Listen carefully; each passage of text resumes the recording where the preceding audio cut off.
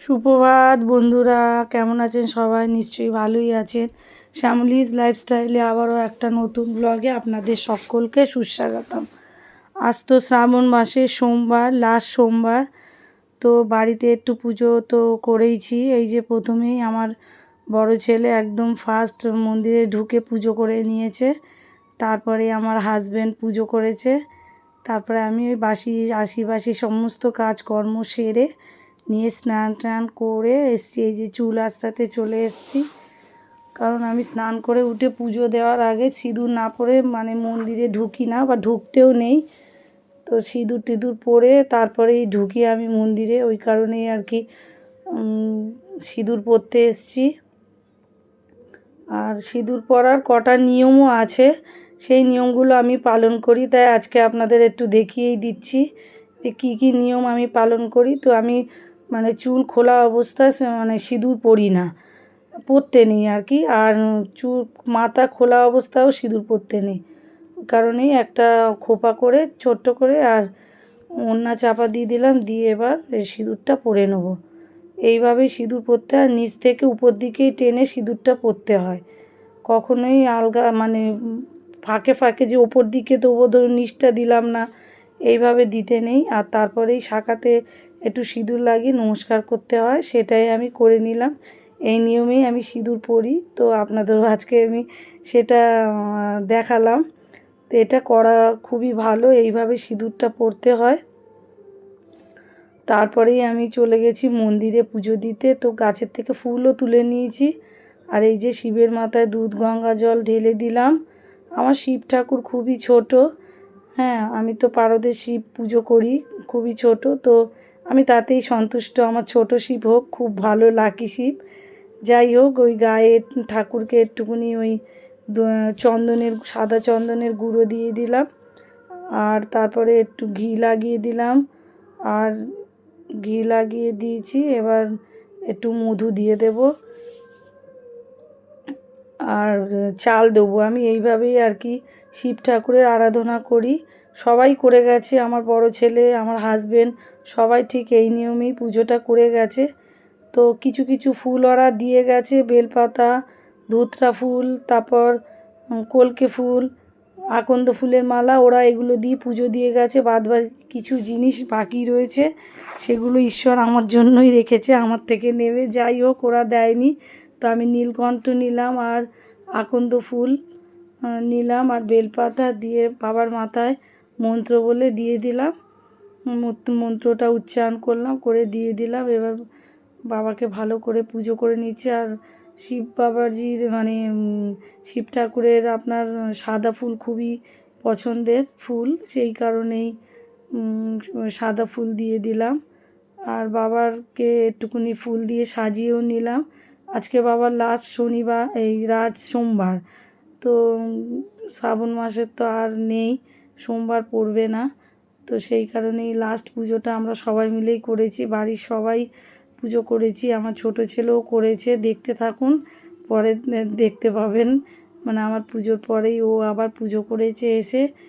যাই হোক, পুজো টুজো হয়ে গেছে। এবার মানে শিব ঠাকুরের পছন্দের প্রসাদ হচ্ছে বাতাসা, সেই বাতাসা দিয়ে আজকে আমি পুজো দিলাম, আর সেই জন্য বাতাসাগুলোই দিয়ে দিয়েছি। আর ধূপ মোমবাতি তো ঠাকুরকে জ্বালতেই হয়, খুব প্রিয় মোমবাতি হচ্ছে, পছন্দ করেন শিব ঠাকুর, সেই কারণে একটু মোমবাতি দিয়ে আরতি করে নিচ্ছি। আর মোমবাতিটা বাবার সামনে জ্বেলেও দিলাম। এবার একটুকুনি আর আপনার শিব ঠাকুর কিন্তু ধুনো খুব পছন্দ করে, মানে বাড়িতে ধুনো দেওয়াটা খুবই দরকার শিব পুজোতে, তাই আমি একটু ধুনোও দিয়ে দিলাম। এটা জ্বলছিল না, জাস্ট পরে পরে জ্বালিয়ে দিয়েছি, একটু সময় লেগেছে। যাই হোক, তারপরে একটুখানি কর্পূর দিয়ে আরতিও করে নিলাম, এটা রোজই করি। তো আজকে আবার বাবার লাস্ট সোমবার, তো আজকে একটু তো ভালো করেই পুজোটা করেছি। যাই হোক, অল্প স্বল্প ফুল দিয়েই করেছি, কিন্তু মনে যতটা ঠাকুরের কাছে প্রার্থনা সব করেছি। যাই হোক, তারপরেই আমি চলে গেলাম সূর্যদেবকে নমস্কার করতে। সূর্যদেবের একটি মন্ত্র আছে, সেটা আমি উচ্চারণ করি, আর বাবাকে ওই সূর্যদেবকে জলও আমি দিই, সেটাই আর কি ধূপ আর দেখিয়ে বাবার নাম করে ওই সূর্যদেবকে মন্ত্র বলছি, আর তারপরে ওই জলটা তুলসী গাছে ঢেলে দিই। ওই জলটা সামনেই ফেলতে হয়, কিন্তু ওটা তো ফেলা যাবে না, আমাদের তো চলাফেরার পথ, যেখানে জলটা দেওয়া হবে সেখানে তো আর পা দেওয়া যাবে না। ওই জন্য এই জলটা, ফুল আর জলটা আমি ওই তুলসী গাছের গোড়াতেই ঢেলে দিই। তারপরে ওই বাবাকে একটু আরতিও করে নিচ্ছি, মানে সূর্যদেবকে আরতি করে নিচ্ছি। আর আমার ওই গেটের সামনে যে ঠাকুরগুলো রয়েছে, মানে গণেশ ঠাকুর আছেন, তারপর হনুমানজি আছেন, তো ওনাদের সবাইকে একটু আরতি করে নিলাম, নিয়ে তারপরে আবার ঘরে চলে আসব। এসে আর ওই সূর্যদেবের একটা মূর্তি আছে, মূর্তি মিন একটা পিকচার আছে, ওখানে তো জবা ফুল দিয়ে পুজো দেওয়া হয়। হ্যাঁ, তো ওখানেই এবার একটু আরতি করে নেব। এই যে হনুমানজি আর সূর্যদেবের ফটো আছে, ওখানে একটু আরতি করে নিলাম, নিয়ে মোটামুটি পুজোটা করে নিলাম। যাই হোক, মনের কামনা প্রার্থনা সব করে পুজো দিয়েছি। তারপরেই আমার ছোট ছেলে পুজো দিতে চলে এসছে। এই দেখুন, ও ধূপ জ্বেলে ঠাকুরকে একটু দিয়ে প্রণাম করেছে। ও আর কি করবে, ও তো অত পারে না। যাই হোক, ধূপ দেওয়াটা শিখিয়ে দিয়েছি, ও ওটাই একটু করে। তারপরে যাই হোক, আজকে আমরা সবাই মিলেই মোটামুটি পুজোটা দিলাম। এই বছর পুরো শ্রাবণ মাসটা প্রত্যেকটা সোমবার আমরা সবাই মিলে পুজো টুজো দিয়েছি। তো লাস্ট সপ্তাহ এটাতেও দিয়ে দিলাম পুজো। তারপরে ওই যে গরম হয়ে গেছে তো প্রদীপটা, তারপরে আমি ঢুকে গেলাম রান্নাঘরে, মানে তার আগে আমার রান্নাঘরে ঢোকা হয়নি, পুজো টুজো সেরে নিয়ে তবেই ঢুকেছি। যাই হোক, দুধটা একটু গরম করতে হবে, নাহলে তো আবার খারাপ হয়ে যাবে। সেই জন্য দুধটা একটু গরম করতে বসিয়ে দেবো ইন্ডাকশানে। এই যে ইন্ডাকশানে বসিয়ে দিলাম। আর তারপরেই হচ্ছে আমি একটু ছাতু খেয়ে নেব, কারণ সকালে আজকে সবাই টিফিন তো হয়নি, ওই যে পুজো টুজো করছিলাম, তার জন্য যে টাইমটা টিফিনের সময়টা দেওয়া হয়, আমি তো পরে পুজো করি, আজকে তো আগেই করে নিয়েছি, সেই না খেয়ে করবো বলে ওই জন্যই খাইনি। তো সবাই ছাতু খেয়েছে, আমিও একটু ছাতু নিয়ে নিচ্ছি। এই যে বিট নুন আর নেব হচ্ছে গোলমরিচ আর হচ্ছে জিরা গুঁড়ো, সব কিছু দিয়ে এই আর কি ছাতুর শরবত বানিয়ে খাবো। তো যাই হোক, আপনারা সব ভালো থাকবেন আর আমাকে আশীর্বাদ করুন, আমি যেন চ্যানেলটা নিয়ে এগোতে পারি। আপনারা একটু মানে সাবস্ক্রাইব করবেন। আপনারা তো ভিউয়ার্স যারা আছেন তাদের মানে তারা তো দেখছেন, কেটে কেটে দেখবেন না প্লিজ, পুরো গোটাটাই দেখবেন, নাহলে আমার তো ওটা কাজে লাগে না, মানে ভিউয়ার্স ওঠে না। আপনারা গোটাটাই দেখবেন, আপনাদের কাছে প্রার্থনা রইল। যাই হোক, আমি আবার এই ঘর পরিষ্কার করতে চলে এসেছি। বাসি বিছানাটা তো আগে তোলা হয়নি, কারণ ওরা সব শুয়ে টুয়ে ছিল, আমি অন্য কাজে ব্যস্ত ছিলাম, সেই কারণেই হয়নি। যাই হোক, পুজো টুজো দিয়ে খেয়ে তারপরে এসেছি বিছানাটা তোলার জন্য। এই বিছানাটা তোলা হয়ে গেছে। তারপরে আমি ওই আমার ছেলেকে একটু পড়তে বসিয়েছিলাম। হ্যাঁ, কারণ আজকে বাড়ি ছিল, ও কদিন শরীরটা ঠিক নেই, ওই জন্য স্কুলে যায়নি, তো বাড়িতেই ছিল।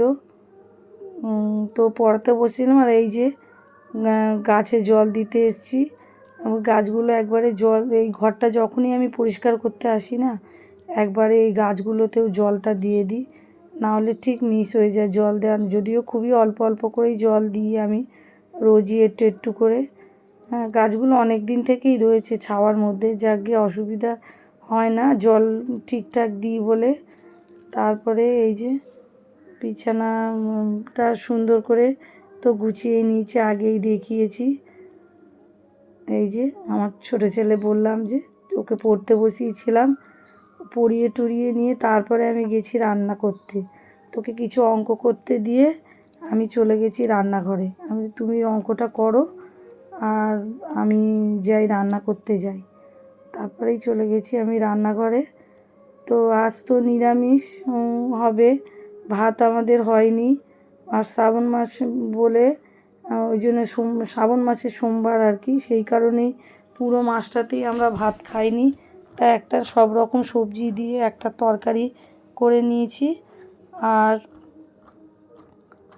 আর এই যে হলুদটা শেষ হয়ে গেছে, ওই জন্য মানে কমে গেছে, আর ছিল অল্প ওর মধ্যে।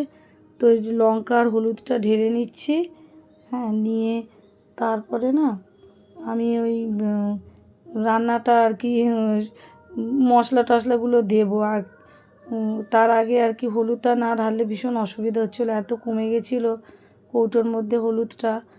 তো এই যে মশলাটা, এই যে আনাজটা কষে নিচ্ছি, তারপরে আমি একটু মানে আটা ময়দা মিক্সড করে মাখবো। রুটিই করেছিলাম ওই চাটুতে সেঁকে।